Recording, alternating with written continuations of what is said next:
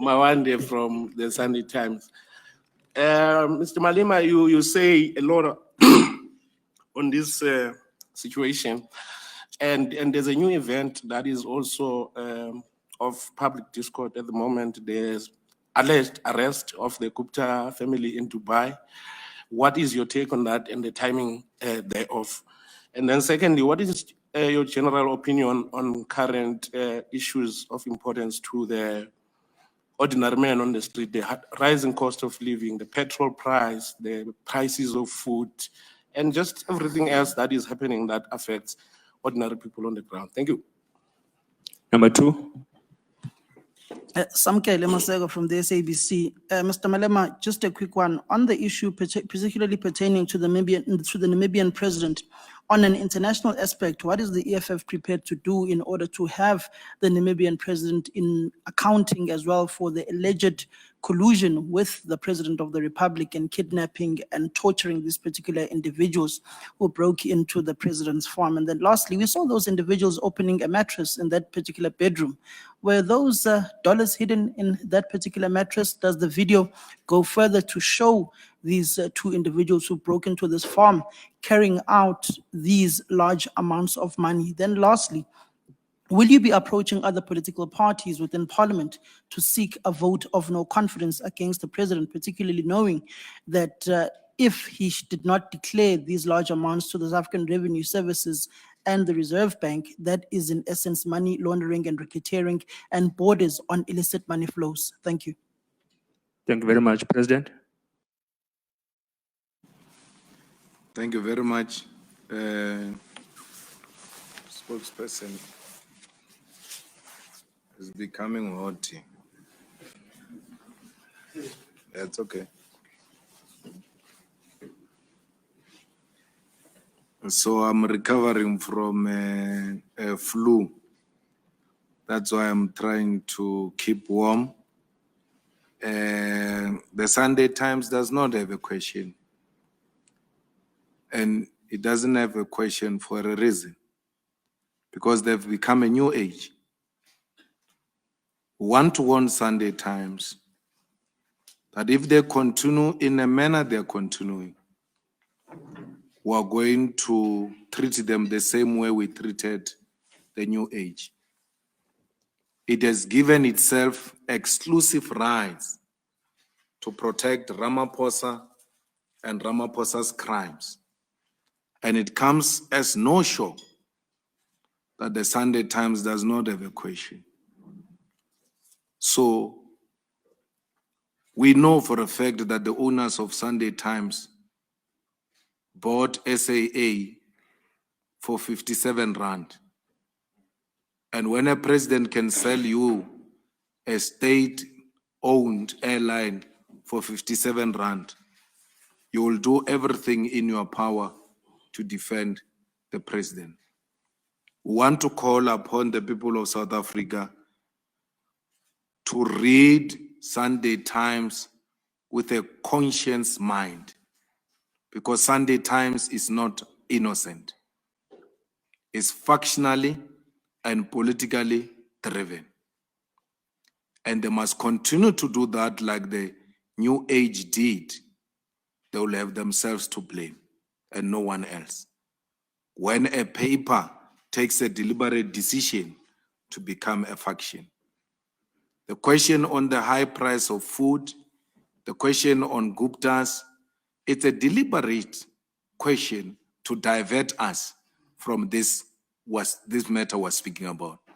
And they call that spinning because they think they're smart.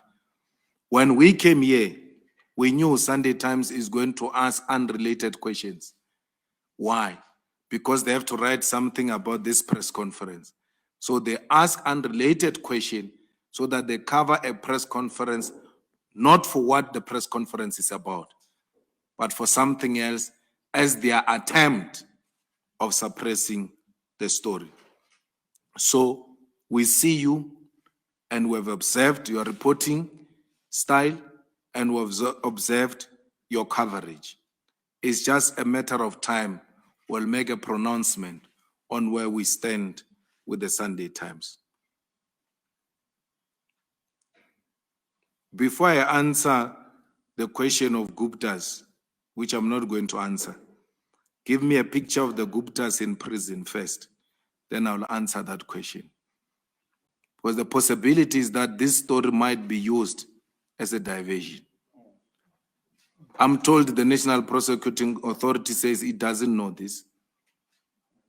And therefore, I'm not going to entertain a diversion and the spin of the state. The state went to write its own letter and send it to a DG in the presidency and took their own bullet and put it there. When South Africa refused to buy that story of intimidation of a DG as a diversion, then Guptas are arrested because Guptas must be a diversion. We are not interested in that. We are interested in the president being held accountable. High food price is exactly because there is no leadership. And the leadership is obsessed with a self-accumulation. They're still to a point where their bank accounts become so full, they can no longer bank, and they start banking under the mattresses. So, and our people are forgotten. The Namibian president, the EFF in Namibia has taken on the Namibian president. They're holding him accountable. And I'm told very soon they will be opening a criminal case against the president of Namibia for violating Namibian laws when it comes to foreign currency and issues of extradition. The money was taken from the mattress. The video doesn't show that the money has been taken from, but when they pick up the mattress, that's where the video cut. The people who took the money have confessed that they took the money from the mattress and from the couches. I've asked, I don't know if this communication did what I asked them to do. I asked them to give you the video. I asked them to give you the pictures. In the pictures, you are going to find pictures of the culprits and the domestic worker. It's a female who's sleeping on the couch after being tortured, being forced to confess that the money must be released. In the documents that you are going to be given, it's also the owner's papers of the cars that were bought using the proceeds of this crime, the passports and the fake IDs or real IDs of the suspects. It's for you to really investigate if these IDs are authentic or there was some concoction. One of the people who left South Africa, which the president of Namibia helped to capture, left South Africa illegally, helped by some police person in KZN who claimed that he was a bodyguard of a mayor. So the money was kept under mattress. The money was kept inside the sofas. Well, we will approach other political parties, not for a purpose of a motion of no confidence, but for a purpose of rallying our people behind the call for the president to step aside. Let the real thing happen. The president was elected on the ticket of transparency, and therefore the president was not transparent, and the president did not protect the Constitution. He took an oath to protect the Constitution. The president gets robbed on the 9th of February. On the 14th of February, he does the State of the Nation address. He doesn't address the nation that he was robbed. Why did the president leave the opening of the case? He was in Addis Ababa. Maybe he didn't open the case, he was in Addis Ababa. Why did the president not release a statement? Don't tell me it's a private residence. There's nothing private about the president. When he went to operate that sick eye of his, he announced that he's going to operate an eye. That eye belong to South Africa? Is that eye owned by South Africa? No, he knows every step of the way. He has to take South Africans into confidence. He get robbed at his place. He doesn't release a statement because they want to conceal this crime. Why? They are proceeds of crime. That's why he cannot announce. The fact that the president has not announced that he was robbed, it must be a prima facie enough to suspect that kunesandla semfene.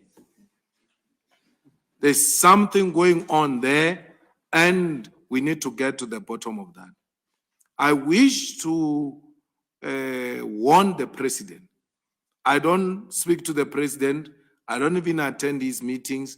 The last meetings where he called the opposition party leaders, I didn't go because we are used as a rubber stamp. And I cannot attend meetings where after agreeing on something, the president must still go and ask Johan if he must implement that or not. So I've stopped attending meetings with the president because he's not an honest man. But I want to warn the president because there is more. There is more. There is more where money is counted in the plane. There is more where money in dollars with faces of people is counted in the plane. Let them continue to push Fraser.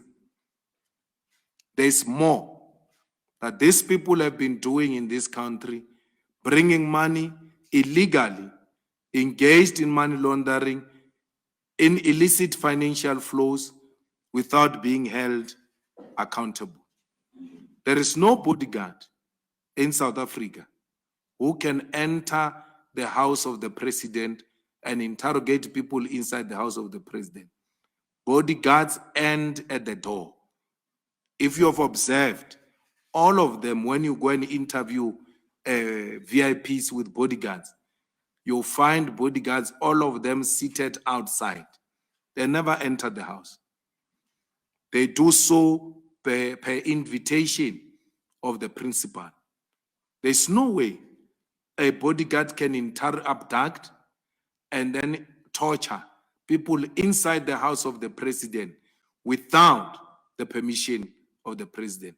Even torture the domestic worker of a president without the permission of the president.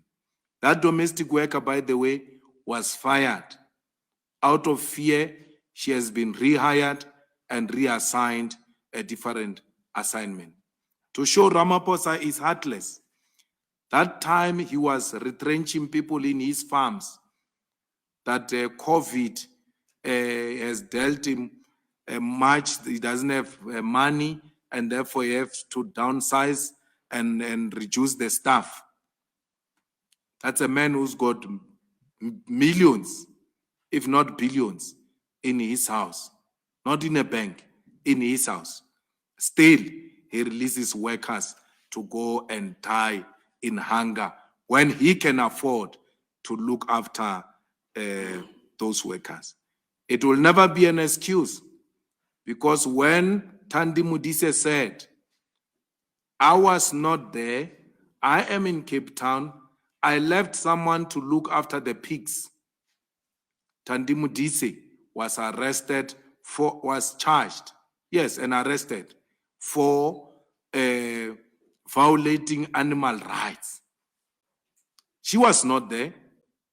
She said, I was not there. The same way Ramaphosa says, I was not there. Animal rights. She stood trial. She was pursued. Thandi Modise. Today, this is not animal rights. It's human rights being violated in the house of the president.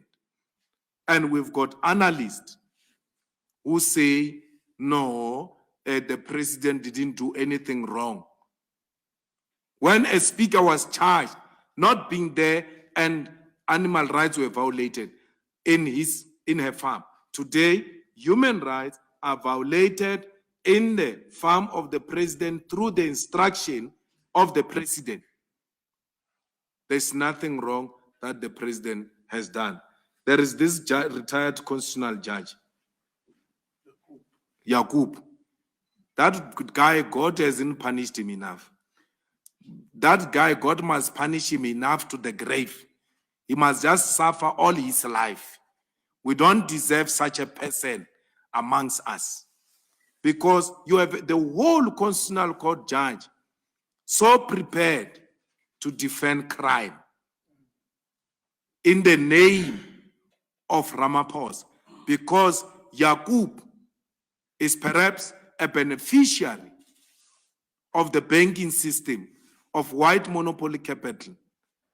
Because all of these people, these bishops who are talking here, the men of cloth, they are on the payroll of big companies, of the banks, of the mining sector. That's why conveniently they keep quiet. Makgoba o dile video more, ana letswalo. He must do another video. Cyril ana letswalo. If he's real, a real man of cloth. Otherwise, Methodist Church must start looking at him and his position differently. Why are they so loud when it is a person belonging to a different faction of Ramaphosa? But when it is Ramaphosa and his people, re video mo, ana letswalo. Re phela re pompiwa ke di video cha makgoba ka roko. Ana letswalo. Mara, he will never say that about Cyril Ramaphosa. And then he calls the people hypocrites when he is a hypocrite himself.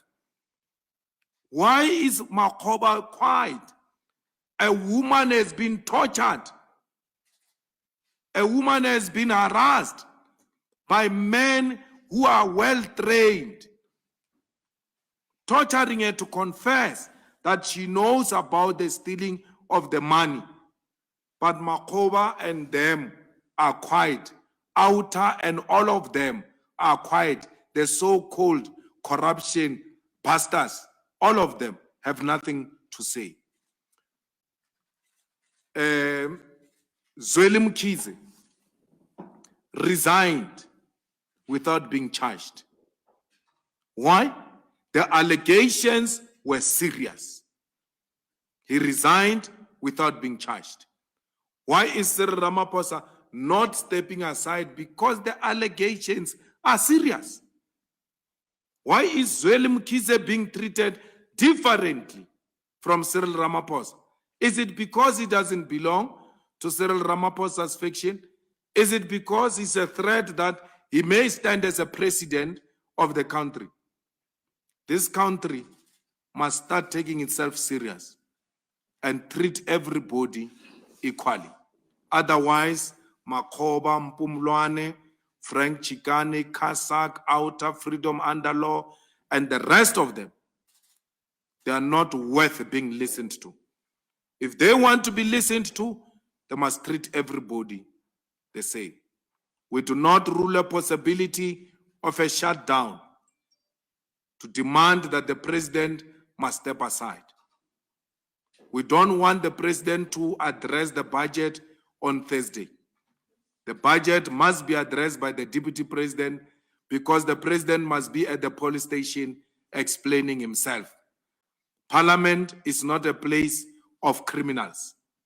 Parliament is a place of honorable members, and therefore the president shall be treated the same way we treated the president who disrespected our constitution.